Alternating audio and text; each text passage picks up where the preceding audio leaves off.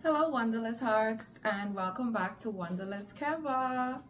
So for those that don't know me, my name is Keva. I make lots of content for travel, especially cruises, giving first-time cruisers any tips that I may have in order to help you make your vacation smooth.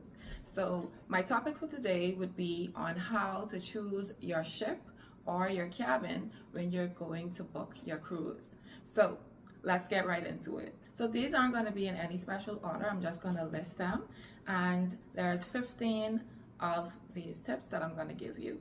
So tip number one of the first things that you want to look at is your budget. Then you would know exactly which cruise you should actually go on. So if you have a budget of $1,000, then you want to find a cruise within that budget.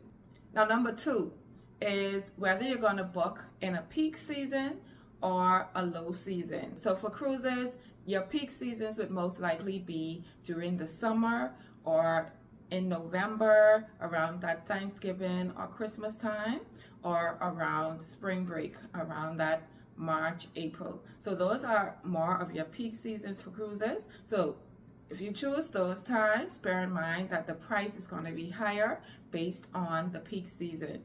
And obviously, if you choose it during a non-peak season, that you get lower prices. So that helps to determine which date you would want to go on the cruise for. Now I know for some persons you may already have a certain time of year that you can go on vacation depending on your occupation. Like teachers, they may only be able to go during the summer or the Easter break or during the Christmas time, and then you know you really don't have an option but to go during those times. But for those that can put in for vacation or what's not, you know that those are the peak seasons, and if you want to spend a lower cost, then you need to go during a certain date, and you just put in a request for those dates. So tip number three, a lot of persons choose based on the size of the ship. So I'll put on the screen something that shows you the different ships, and it also tells you what size are they in order from biggest to smallest.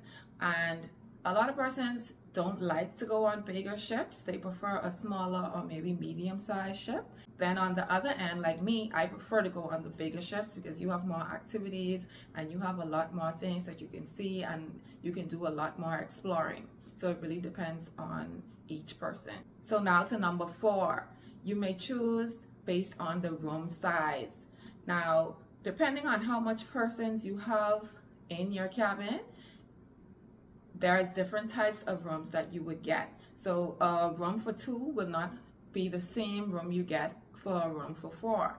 And then at the same time, there are measurements that you can see so that you'll be able to see what size your room is based on where you are on the ship. So tip number five would be choosing your deck, which deck you want to be on. So whether it's deck number one, number two, sometimes you have up to deck number 10 or even higher, depending on which ship. So based on which ship, you will know how many decks there are and which part of the ship you'd like to be, because some persons prefer to be on a lower floor, some persons prefer to be sort of midway, which will actually show you a better view of the ocean if you're on a balcony or have an ocean view cabin.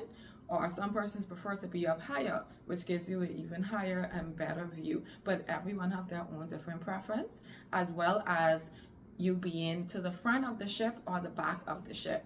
So a lot of persons say the front of the ship, you feel more of the motion. So if you get motion sickness, then you definitely would probably want to be midship. Or if you can't get midship, then you want to be at the back of the ship. And for most of these things, in order to be able to get exactly what you want to make sure you book in advance. Now, for those of you that do get seasick, in the description, I would put a link to my Amazon storefront in case you want to purchase anything to prevent you from even getting seasick, or to help you if you have already been seasick. So you have stuff like motion sickness pills, you have patches, you have wristbands, and I'll put them all in the description. And if you do make any purchases using my links, yes, I do earn a commission from Amazon based on whatever it is that you purchase. But it's at no extra cost to you. Now tip number 6 is your cabin type. So basically everyone has to choose which cabin type at the time of booking. So whether you want to choose an interior or an ocean view or a balcony or maybe even a suite, you have to choose that, and that determines the cost of your cruise as well. So once again, if you have a certain budget, then you know you definitely can go in a suite, or maybe you have to go in something other than a balcony. So the most affordable prices would be a cabin that is upper lower, and in most cases those are smaller rooms that just have 2 single beds that is one above each other. And in a lot of cases as well, if you want a cabin that is really affordable, sometimes you may have a room that have obstructed views.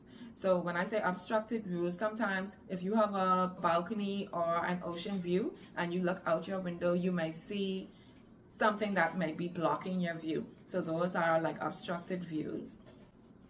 And then up from the upper lower room, you have interior rooms. So interior rooms is basically where you have no windows. So it's really closed in, and these types of rooms are for persons that may have kids and don't want them to go out on the balcony, or for persons like myself that likes it to be really dark no matter what time of day, and you don't want all of that lighting.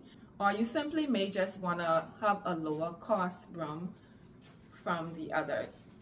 Now, the next type of room up from interior would be ocean view, and it is really what it says. It only has a window that you can look outside and see the ocean, that you can have a little view. That way you're able to see where you're headed, or if you have already reached to a destination or whatnot. Then up from that,